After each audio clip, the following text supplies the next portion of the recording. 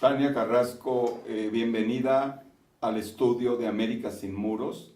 Agradecemos tu tiempo y disposición para comentar algo de tus proyectos recientes que tiene que ver con los productores agrícolas y algunas propuestas para que en Chiapas y otras regiones del sureste pudiera generarse un tipo de programa de desarrollo sustentable, de desarrollo agropecuario, y que estas personas que actualmente están migrando puedan tener una alternativa de desarrollo, un tipo de ingreso, de salario digno. Eh, Creo que tenemos que hacer un poquito de historia para poder entender cuál es el futuro, ¿no? Del contexto actual, de los mercados, del libre mercado en el mundo. Y es que hace 30 años, cuando se inició el nuevo modelo económico del libre mercado, y se inició, yo pienso, ya el diseño del Tratado de Libre Comercio, que es hasta el 94, ¿no? Que se hace efectivo, empezó a verse a los pequeños productores como como no deseables en términos de la visión de la producción agroalimentaria en grandes extensiones, ¿no? Gran producción, y se los empezó a ver como un obstáculo para este modelo de desarrollo agrícola fundamentalmente. Y poco a poco los programas que antes de los 80 estaban dirigidos a una actividad productiva que generaban los más de 2 millones de pequeños productores que hoy hay en México, que en su momento pues abastecían el mercado nacional, ¿no? Con hectáreas entre 5 y 10 más o menos. Con el tiempo esto se fue pulverizando, ¿no? El tema de las herencias de los ejidos, las familias, el reparto de la tierra, hizo ver que eran improductivos y que la alternativa era el modelo norteamericano. La gran producción mecanizada, tecnificada, la que iba a generar una alternativa eficiente de respuesta a las necesidades alimentarias de las poblaciones, tanto en México como en otros países. Y eso fue generando todo un círculo de marginación, por un lado, de quitarle a los productores los subsidios que tenían antes de los 80, los precios de garantía, los subsidios que habían para los agroquímicos y fertilizantes, todo eso empezó a desaparecer y los empezaron a visualizar como un sector, además de improductivo, de pobreza. ¿Crees que esta situación ha influido en los últimos 25 años en incremento de migración de estas regiones que fueron abandonadas? O sea, ¿hay alguna correlación entre esta falta de atención al pequeño productor y la migración internacional? Sí, claro. Al abandonar la actividad productiva, que era la base del sustento de muchas familias en el medio rural, obviamente se incrementó notoriamente, no solamente en los estados tradicionalmente migrantes, Zacatecas, Michoacán, que siempre se consideró el clásico, la clásica región migrante, sino que esto se fue incrementando hacia estados del sur, un estado del que hasta los 90 no se conocía mucha migración, era Chiapas. Y después del Tratado de Libre Comercio y bueno, otros Veracruz también, Veracruz también, empezaron obviamente oleadas de migrantes y ya no solamente migrantes que tenían la oportunidad en términos de ciertas herramientas como el comunicarte en español para poder hacer el viaje, sino personas setzales, tzotziles, choles de las regiones indígenas y en que no México, tenían o no sin tienen. herramientas, ¿no? Óptimas para migrar, pero sin embargo empezaron a migrar fuertemente. Hoy Chiapas es un estado con una migración muy alta y de población indígena. O sea que el componente indígena en los últimos 15 años en la migración mexicana hacia Estados Unidos se ha incrementado notoriamente. Digamos, cantidad de personas que comentas no hablan, inclusive muchos de ellos pues hablan bien el español, o sea que están más vinculados a la forma tradicional de sus comunidades. Nada más una mirada de lo que es el medio rural. Hace 10 años se decía que era el 75% urbano y el 25% rural. Hoy hay más urbano, menos rural, pero siempre de ese 23, 24, dependiendo de las cifras que te dé INEGI, el 70% es población indígena en el medio rural. Por lo tanto, pues estás expulsando ante la ausencia de programas de apoyo a los pequeños productores que tienen 5 hectáreas, 4 hectáreas, obviamente una alternativa de generar ingresos es migrar, ya sea temporal o de plano quedarte, ¿no? Dependiendo de las condiciones. Podríamos decir que la migración que se ha dado a las grandes urbes, por ejemplo, lo que es Chalco, lo que es Ciudad Nezahualcóyotl, en el caso de otras urbes como Puebla, donde también hay una llegada de indígenas, en el caso de Pachuca, podríamos decir que también las grandes urbes, una parte, por ejemplo, de estos migrantes que vienen como de Ciudad de México y de la zona conurbada, ¿sería población realmente rural, recientemente integrada a la gran urbe? Yo sí estoy convencida que sí. O sea, un primer paso es migrar hacia las grandes urbes, ¿no? Y otro paso es, si no encuentras alternativas, bueno, tienes la red familiar histórica o de amistades que te permiten ir hacia Estados Unidos. O sea, y yo creo que los problemas que estamos viviendo hoy en día con los migrantes mexicanos hacia Estados Unidos es parte de todo este modelo que viene desde hace 30 años, ¿no? O sea, es el impacto real que se está viviendo. ¿Y hay una posibilidad de que este modelo sea modificado, de que haya algún cambio? ¿Cómo ves el panorama nacional para generar un proyecto de desarrollo donde realmente hay alternativas para pequeños productores? Los gobiernos de los estados, no sé si el sistema financiero, el apoyo tecnológico, la vinculación con institutos tecnológicos.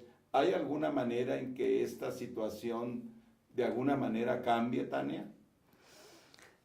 Como posibilidad sí lo hay. El tema es el interés y la mirada que tiene la élite política vinculada al tema agropecuario de entender lo que está sucediendo con los pequeños productores, porque a pesar de que a partir del Tratado de Libre Comercio como parteaguas, a todo ese sector lo ubicaron dentro de pobreza y el 60 y tantos por ciento, 60% y más de los programas se fueron a Sedesol, ¿no?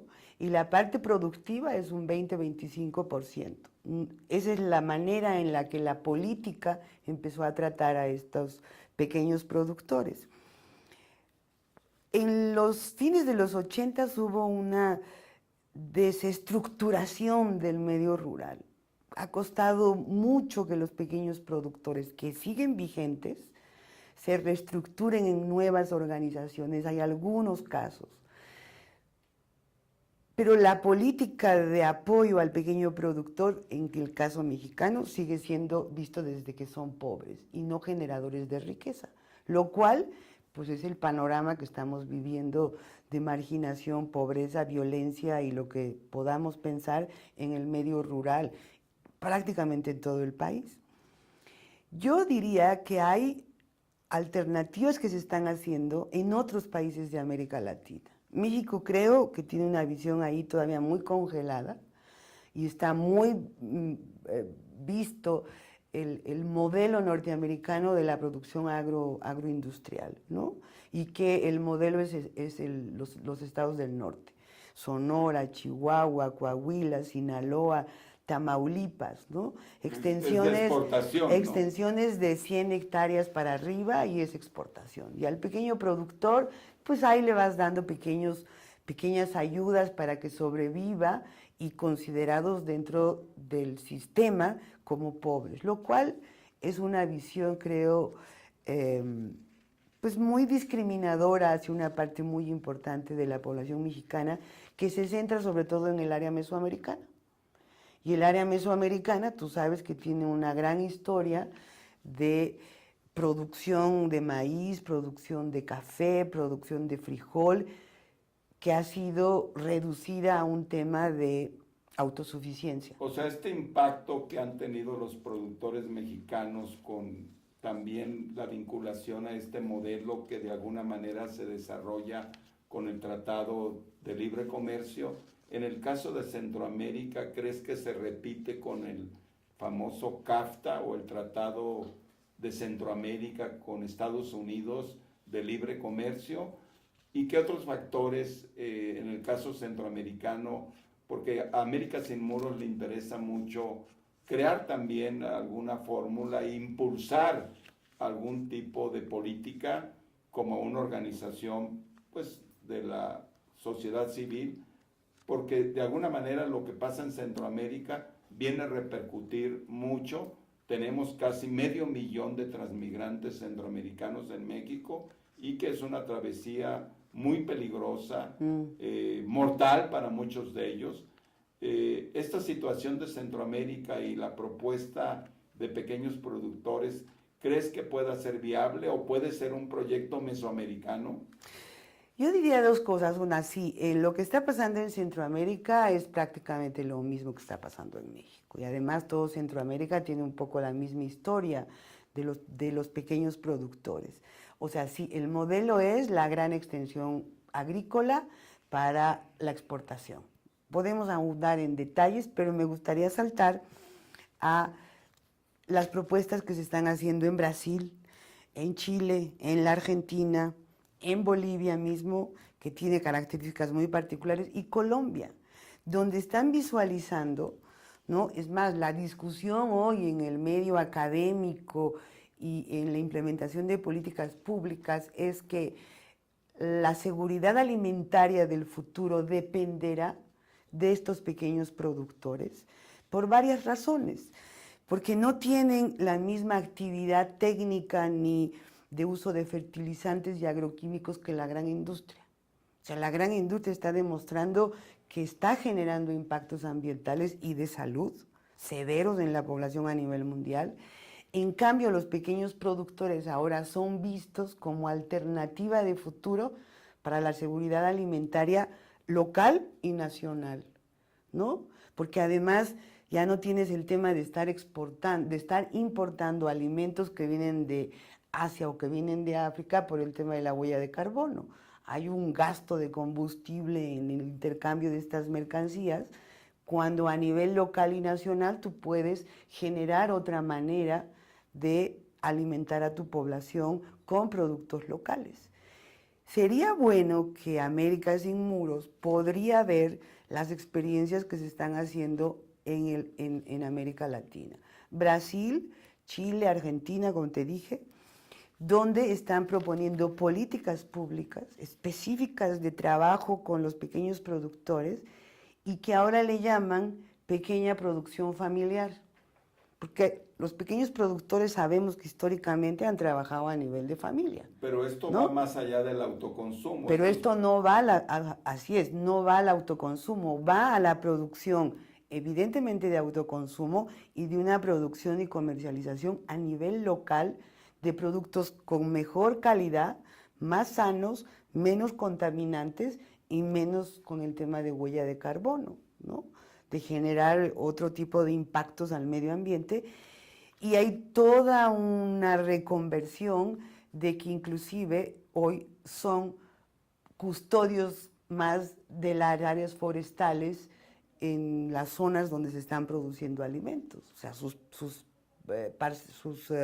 unidades productivas son más pequeñas, ¿no? 5 hectáreas, donde tú puedes producir técnicamente acompañados con herramientas más mejor producción que la gran industria que está generando problemas colaterales de salud como obesidad, diabetes, hipertensión, etcétera, etcétera, y muchas otras cosas más que hasta podríamos decir cáncer, ¿no? O sea que la recuperación de un modelo de pequeño productor significa también una recuperación de salud, una recuperación de desarrollo sustentable. Así es. Ahora, ¿hay realmente un impedimento, digamos, en el ámbito de lo que tenemos acordado en el Tratado de Libre Comercio, este modelo del cual hablas, ¿no? De la agricultura de exportación, de grandes extensiones?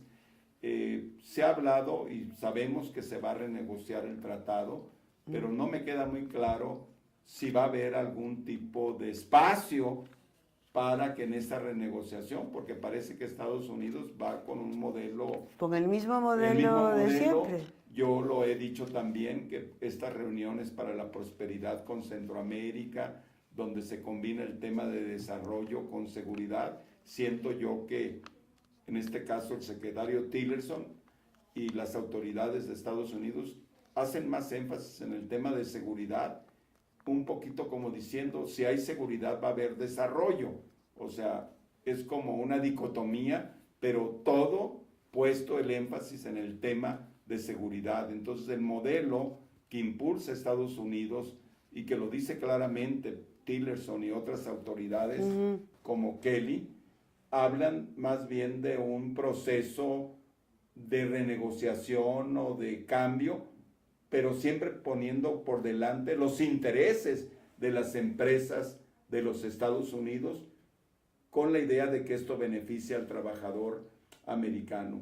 ¿Qué tan viable es esta idea de lo que pasa en Sudamérica para que México pudiera generar un proyecto que de esta manera pues haya mayor arraigo de la población rural en sus regiones de origen? Pues a mí tampoco me queda muy claro. O sea, evidentemente la negociación va a estar en función de los intereses de las grandes industrias, ¿no? Que van y vienen entre México y Estados Unidos, que están fundamentalmente de Veracruz para arriba. Toda el área mesoamericana, pues es un área fundamentalmente de pequeños productores que son considerados pobres, improductivos, etcétera.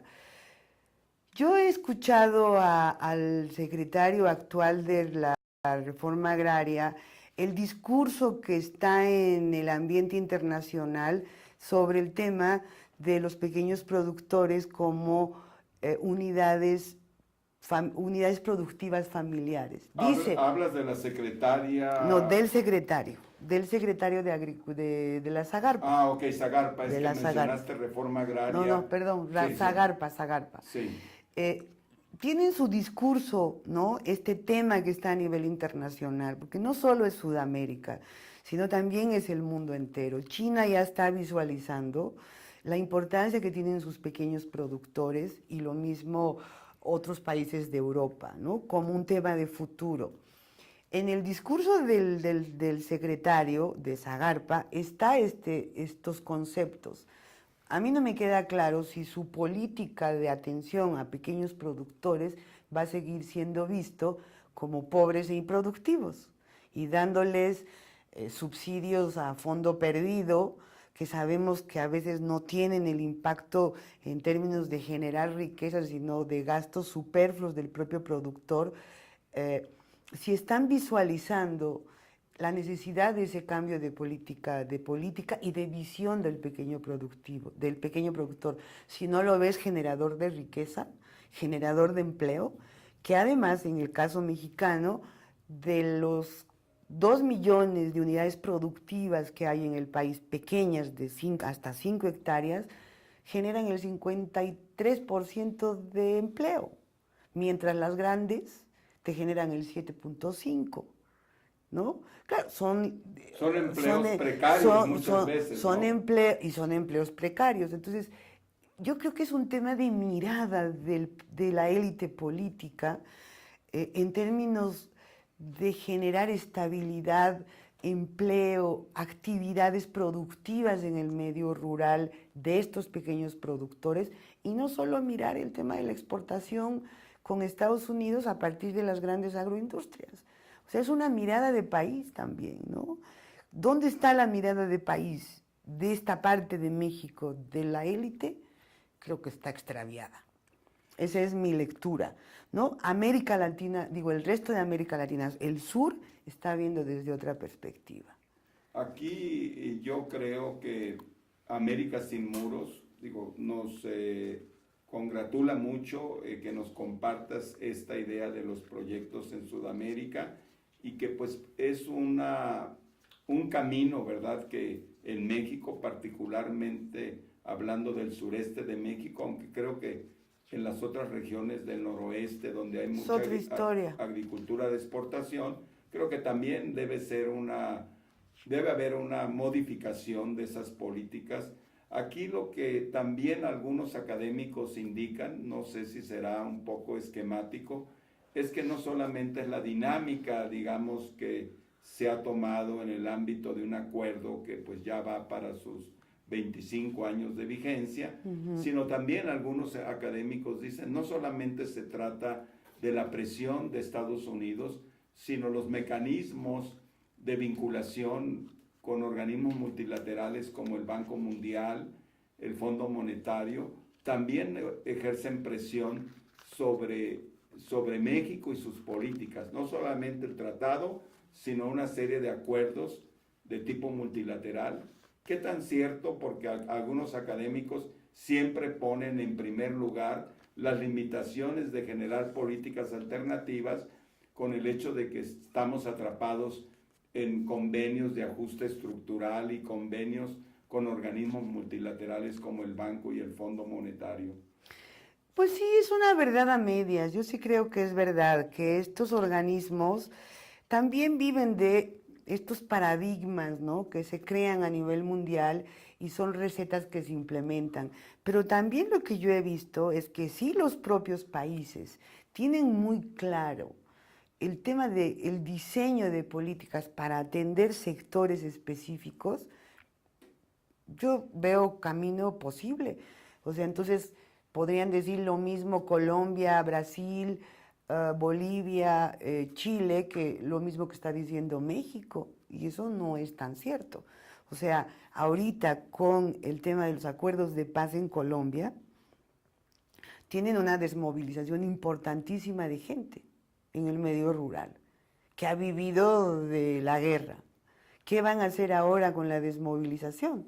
Bueno, están precisamente planteando políticas políticas, no de subsidios y de solucionar un tema de pobreza histórica que tiene en ese conflicto, sino desde esta visión de los pequeños productores, de generadores de riqueza, aplicar políticas para generar el desarrollo local en el caso de Colombia. Y ahí está en marcha. O sea, es un diseño que tiene que ponerse en marcha y está dentro de los acuerdos de paz. O sea, yo te diría, creo que todo es relativo. Sí, muchas gracias, Tania. Finalmente quería saber, nos has comentado fuera de cámaras de un proyecto, de una plataforma de venta de productos de los pequeños productores que genere, pues, sin intermediarios, un beneficio mayor. ¿Cómo piensas que América Sin Muros y otras organizaciones de la sociedad civil pueden apoyar el desarrollo de esta plataforma y también de alguna manera pues que haya una oferta adecuada para esta plataforma de venta? Bueno, mira, el resultado de esta plataforma es justamente el ver que a pesar de haber arrinconado al pequeño productor durante 25 años, estos pequeños productores de productos diversos, originarios inclusive del propio país, han logrado sobrevivir a partir de diversas estrategias. Su gran problema, ¿no?, en este momento es la comercialización. O lo venden al acaparador o al agiotista o salen al mercado.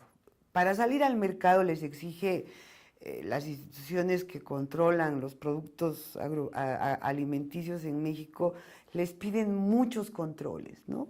Pero sin embargo, esos productores están vigentes y vivos en los mercados locales, en las ferias, etc. Y con la idea de pensar en un tema de seguridad, en un tema de mayor igualdad en el medio rural y para estos productores, pues ahí la sociedad civil se ha puesto a observar la necesidad de poder contribuir a que ellos puedan comercializar sus productos. Y entonces yo estoy en un grupo donde estamos haciendo una plataforma donde la idea es apoyar en comercializar sus productos vía internet, ¿no? Hoy en día eso es como un mercado que va creciendo, en que la gente está acostumbrándose más a comprar por internet, y tenemos ahorita unos 200 pequeños productores, hablo de Mesoamérica, interesados en participar en esta red donde sus productos se puedan vender a partir de internet. O sea, implica todo un trabajo de distribución, evidentemente, es toda una plataforma que se está diseñando y encontrar la oportunidad para desarrollar eso. Y yo creo que ante la ausencia de un Estado, de un gobierno, que no visualiza políticas para resolver las necesidades de ese sector, bueno, la sociedad civil también está viendo como un nicho de oportunidad. Sí, muchas gracias, Tania, por estos conceptos muy valiosos para América Sin Muros.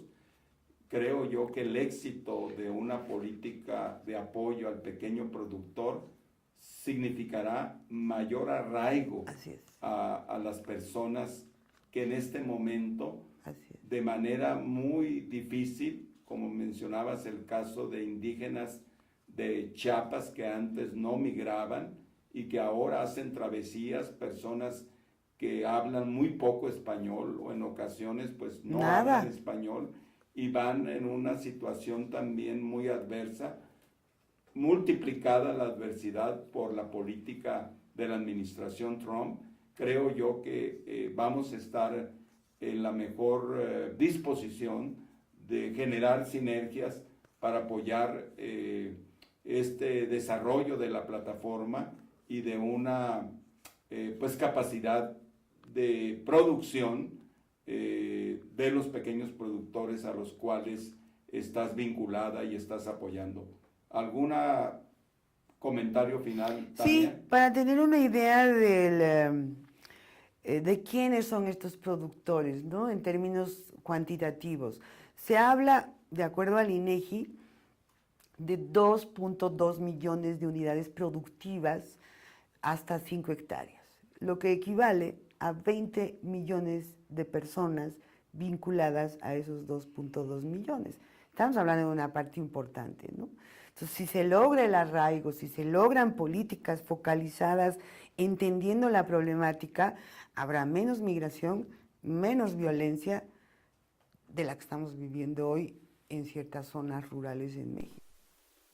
Muchas gracias, te agradecemos en América Sin Muros este valioso tiempo para pues darnos a conocer los proyectos que estás desarrollando. Mucho éxito y de nuevo muchas gracias, Tania Carrasco.